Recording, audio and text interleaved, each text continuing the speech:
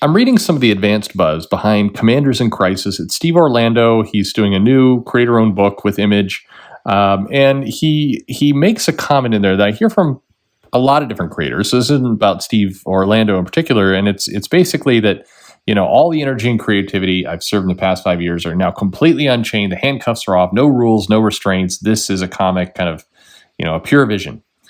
And why do creators feel like they have to do creator owned in order to let their ideas come loose? Isn't that what Marvel and DC tell us that's going on with their comics? Why do they have to leave to actually fulfill that promise? Let's talk about that.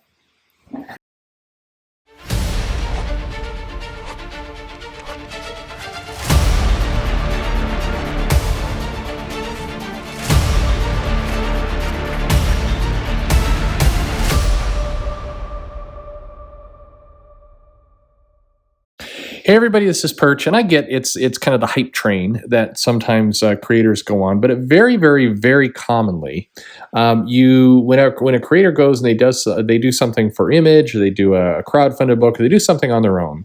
There's a phrase it's always the same thing, even though the words are slightly different. It's always the same kind of phrase, and it's basically like, now that I'm doing my own thing, now that I'm doing something for Image, or now I'm doing this creator-owned book, this crowdfunded book.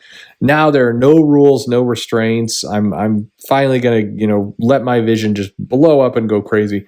And, comics should be bold, comics should be big, comics should be badass.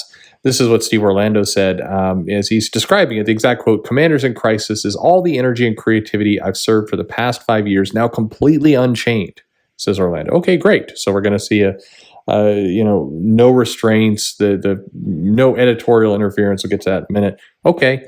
And he says, "No rules, no restraints, the type of strange and passionate ideas that brought me into the medium in the first place. Comics should be bold, comics should be big, and comics should be badass. This is my first freelance launch since 2015, and we're taking a nuclear shot across the bow. No vanilla vengeance here. This is a fight for comics as they need to be."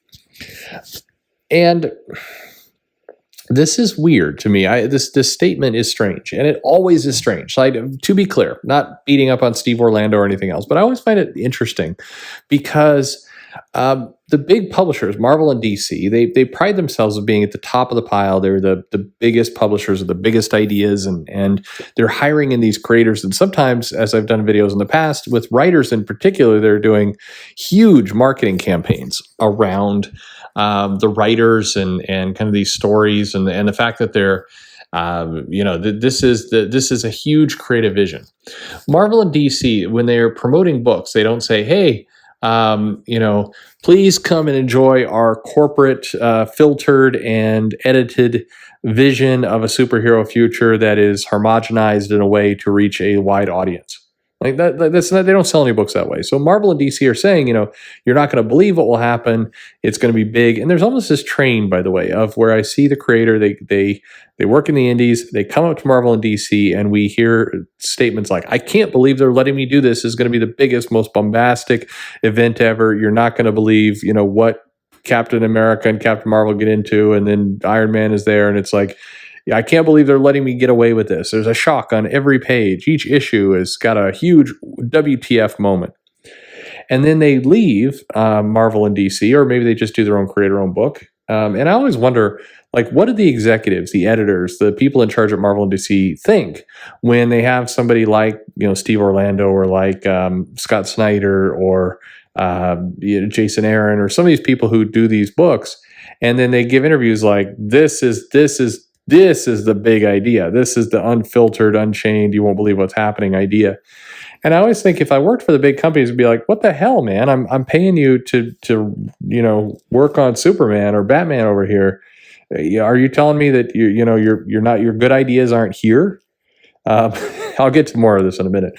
But it's always peculiar to me that I find it a double-edged sword when you market your work as, well, now you're getting the big idea. Now you're getting the unfiltered, uncensored idea. Now you're getting something amazing. It's like, I've been following your career for the last 5 years. I've not been getting amazing to this point. It's kind of a weird.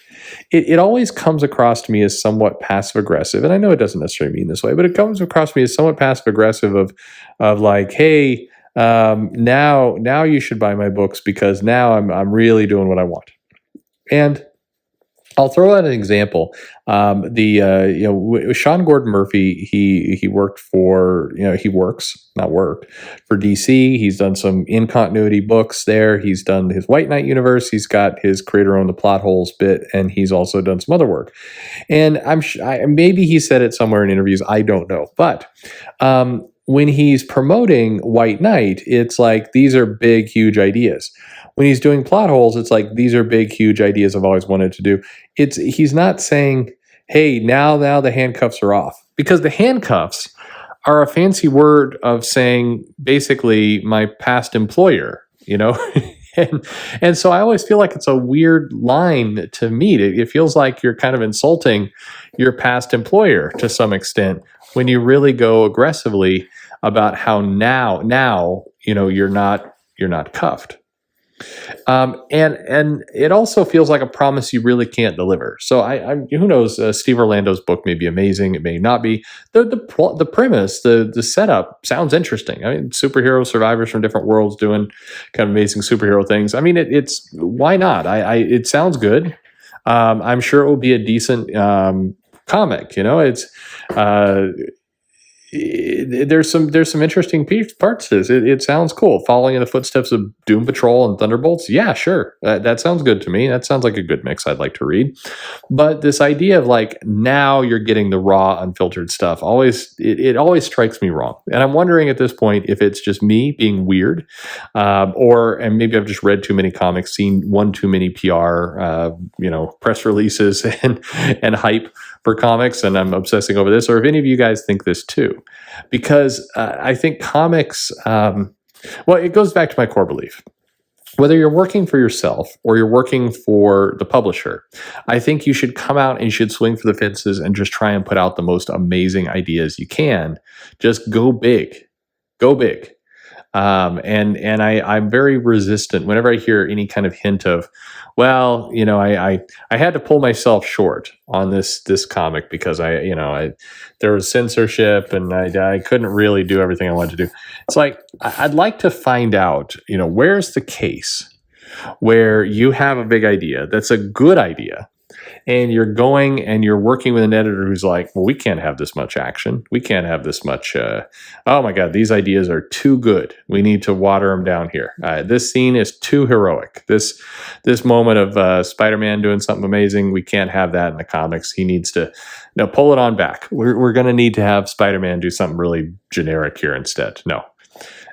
Is that happening somewhere? Because if it's happening, let's fire those editors. I mean, I think there's definitely editorial interference. Don't get me wrong. There's places where editors are going in and changing the book and making rewrites happen. That definitely occurs.